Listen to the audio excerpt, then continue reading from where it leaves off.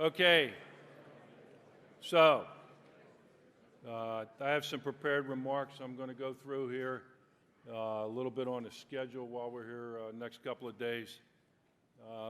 Can you bring that chart back up? I don't need pictures of me standing. People can see me. So there's a chart here that was up before that was supposed to stay up. Yeah, this thing. And I'll talk a little bit about this in the remarks. But this enables folks that are watching this on the web or something to be able to ask questions electronically.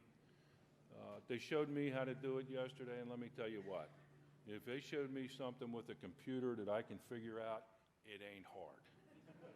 I don't like iPhones. I'd be perfectly happy with a flip telephone.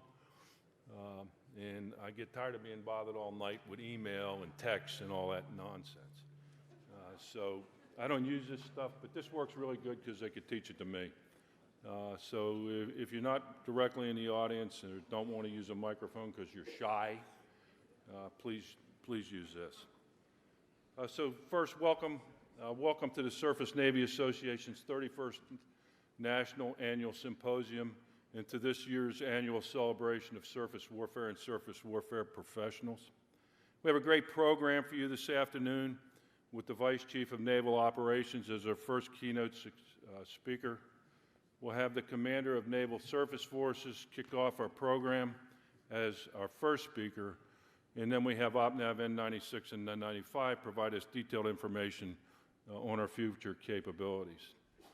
Tomorrow morning, we are extremely pleased to start the day with our second keynote speaker, Admiral Joe Courtney, 2 Subs Joe, from Connecticut. He's the chairman of the House Sea Power Subcommittee, and he'll provide us with a view from the Hill. Rear Admiral John Mustin, the Deputy 2nd Fleet Commander, will provide us an update on COM 2nd Fleet stand-up and their current state of operations. The morning will conclude with Lieutenant General Berdault, Deputy Commandant for PP&O Plans, Policy, and Operations, providing us an update on the United States Marine Corps. In the afternoon, we are extremely happy to have the Secretary of the Navy, the Honorable Richard V. Spencer, provide our keynote address.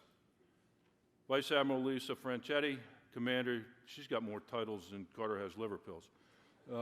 Commander U.S. 6th Fleet, Task Force 6, Striking and Support Force NATO, Deputy Commander U.S. Naval Forces Europe and Africa, Joint Force Maritime Command Commander Europe, will provide us an update on maritime operations in the European and Africa theaters. Thursday opens with a keynote by Admiral Chris Grady, the Commander of Fleet Forces Command, and the symposium will conclude Thursday evening with the banquet when we present our Hall of Fame winners, and Admiral Phil Davidson, Commander U.S. Indo-PACOM, delivers the final address of the symposium. In between, we will be honored with a presentation by the Assistant Secretary of the Navy for Research, Development, and Acquisition. And anytime I start to introduce senior civilian officials, it's all dependent on their schedules. And have a number of expert panels chaired by Vice Admiral Tom Moore and Rear Admiral Jim Kilby to share their members' various perspectives on a wide range of issues which challenge our acquisition, maintenance, and sustainment expertise. Other panels include participatory sessions for active duty officers and enlisted personnel, for Surface Navy warriors, and for Coast Guard cuttermen. And as we look to the future of surface warfare throughout this week, we also look back at our history.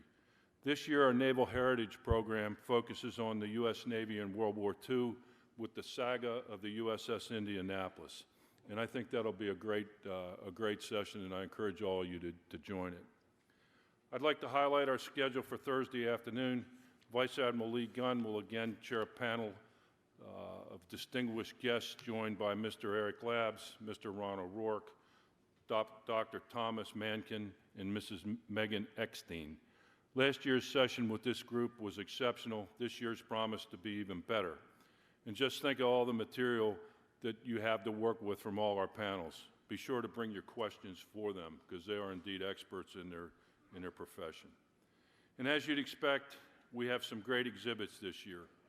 A real highlight of the symposium, we are grateful to our exhibitors for putting the exclamation point on a great program. It seems every year that the exhibits and the media just keep getting better, and I'm sure you'll see that and enjoy that this year. The real success in the coming days is your personal participation in all our sessions, your interaction with our speakers, our panel experts, and our exhibitors is essential. Challenge us with your thoughts and your questions, and make sure you make your contribution to raising the professional awareness of all of us. When you do, please use the web, or most likely go to a microphone so that we can all hear you. And please identify yourself. We hope you'll agree that we've assembled an impressive program for the next 3 days. We also hope to provide each of you with a wide range of expert viewpoints that explore our theme, Ready, Agile, Focused, Own the Fight. My sincere thanks to our association members, to our corporate members, to our corporate event sponsors, and to our exhibitors for your support to this symposium and to our association year in and year out. Please join me in thanking the sponsors and exhibitors. Thank you.